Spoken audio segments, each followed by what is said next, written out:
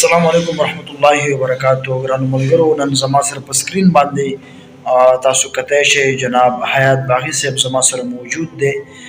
د دوی یو جهان مننه کوم او ګرانو ملګرو د دوی نه بل دوی د ژوند په اړه څه تپوسونه کوو نو له ټولو نه لاول چې کوم دی ګرانو ملګرو ټایم دومره نه اخلم خپل ګران ورور ته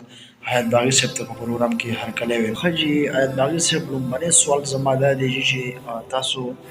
د کوم د سره تعلق ساتئ؟ ډاکټر جاوید صاحب ډیره زیاته مننه دی کوم چې مونږ د خپل پروګرام کې ټایم راکو د خپل پیج او کتونکو سره د مخاطب کو زه جی باجوړی یم. حیات باغی صاحب دویم سوال زما دا دی چې تاسو سوشل میډیا ته څنګه راغلی؟ ښه سوشل میډیا ته داسې رالو چې وروره تاسو که وګورئ نو پښتنو سره ډېر ظلم زیاتی شوی و کېدو به اوس هم کېږي او چې موږ ژوندي هم دا به کېږي ځکه چې پښتون چې کوم دی پته نه لګي چې د خلکو په نظر کې ولې دومره بد دی نو هغه کله به چې ظلم وشو زیاتی وشو احساس برداشت به هم نه شو کولی نور خو به رانه څه کېدل نه نو راغلو د شیشې ته به کېناستو په دې به خپله بړاس ویستو او د پښتون څخه کوم ورور سره به چې ظلم زیاتی یا کومې خور سره نو د هغې سره به خپل غږ شریک کړو نو په دغه احساس هم او غیر سیاسي راغلي جي او ښه مینه هم خلکو راکړې ده ښې سپورټ کړی دي. حیات باغی صاحب ډېر مهرباني او دریم سوال زما دا دی چې تاسو د جمعیت دفاع ولې کوئ؟ ښه جي د قاید دفاع ته او د جمعیت دفاع ته څنګه راغلم دا که تاسو وګورئ تېر ورځ کې مولانا فضل الرحمن صاحب پسې یو پروپیګنډا ډېره زیاته وایرل وه هغه داسې چې مطلب د مولانا صاحب هغه حدیث چا کټ کړی مولانا صاحب یو حدیث نبي علیه السلام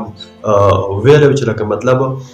نبي علیه السلام فرمایي چې د بني اسرائیلو انبیاو به سیاست کولو نو دغه حدیث چې کوم دی د نبی علیه السلام هغه نوم چې چا کټ کړی او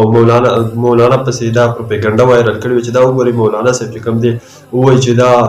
زه نبي یم او څه ډېره خوا دې خوا که نه هغه کلیپ به تاسو پخپله کتلی نو چې د هغې بیا هغه اصلي مولانا صاحب چې څه ویلي وو هغه ما قوم ته کېښودل نو په هغې کې بیا علماو ماله ډېره مینه راکړه خلکو ډېره مینه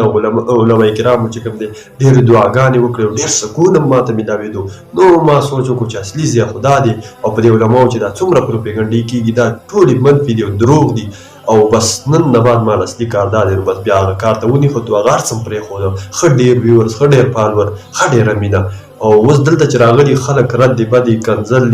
خلک نفرت هم کوي خو نه حق به نه پرېږدي. باغی صاحب تاسو الحمدلله د علماو دفاع کوئ د قاید صاحب دفاع کوئ آیا دمکې ممکې میلاویږي که نه؟ جی بل تاسو خبره وکړه چې دمکې نو ظاهره خبره ده خامخا میلاویږي خو موږ چې کله سوشل میډیا ته راتلو دا هر څه موږ ځان سره لیکلي چې دمکۍ به هم راځي سخته به هم راځي خو د حق ساعت به چې کوم دی هغه نه پرېږدو بقایا چې څوک ما وژني نو هغه دې ما له دمکي نه راکوي بس داسې پټ به راځي او وژني به مې نو زه خو وایم چې دا واټساپ او فیسبوک باندې دمکۍ والا دا بلستن ګروپ والا دی چې دا هېڅ هم نشي. ښه جي ښه نو بل سوال دا دی چې اکثر په کمنټسو کې اکثر موږ ګورو او خلک ډېر دا دغه کوي چې یاره حیات باغي د علماو دفاع نه کوي نو د شهرت حاصلوي نو په دې کړه تاسو وایي؟ ښه د شهرت خبره دې وکړه نو شهرت که موږ وګورو نو په د عمران خان چې کوم دی 14 میلیون فالور دي یا 13 میلیون او د مولانا فضل الرحمن صاحب 7 لاک فالور دي نو که ما چېرته شهرت اخیستلی او په فالور او په ویورزو پسې تللی نو په کار ده چې ما د عمران خان سپورټ کولی چې د هغه ویورز هم ډېر دي 95% میډیا چې کوم ده دا د پی ټي آی ده صحیح ده نو چې که چېرته د ویورزو غرضین وی نو بیا به هم د پی ټي آی سپورټ کولی تاسو وګورئ د پی ټي آی د ورکوټي ورکر به په بلا فالور وي موږ چې ټول عمر محنت کوو موږ زموږ د قاید 7 لاک فالور دي نو موږ به څه فالور واخلو. حیات باغي صاحب بل تاسو چې کوم دی نو څه پیغام ورکولو غواړئ دغه خپلو ملګرو ته دغه پی ټي آی والو کتونکو ته؟ بس پی ټي آی والا له خو دغه پیغام دی چې تاسو زموږ مخکې مرونه یې اوس هم یې او بیا به هم یې ځکه چې موږ ټول مسلمانان یو خو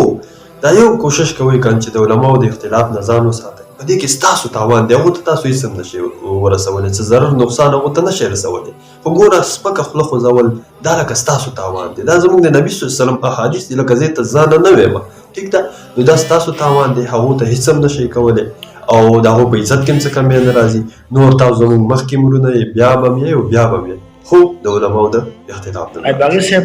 ډېره زیاته مننه کوم ستاسو الله دې تاسو خوشحاله کړي مننه چې دومره مصروفیاتو باوجود تاسو موږ له ټایم راکړو او انشاءالله چې دغه ملګري دغه ذهنونه به هم کولو شوي نو الله خوشحاله ساتئ. باغي صاحب ډېر زیات مشکور یم ستاسو د خپلو کتونکو ډېر زیاته مننه کوم چې موږ یې برداشت کړو، موږ یې واورېدو. نو الله مو ښاد او اباد او خوشحاله ساتئ چې په هر ځای کې الله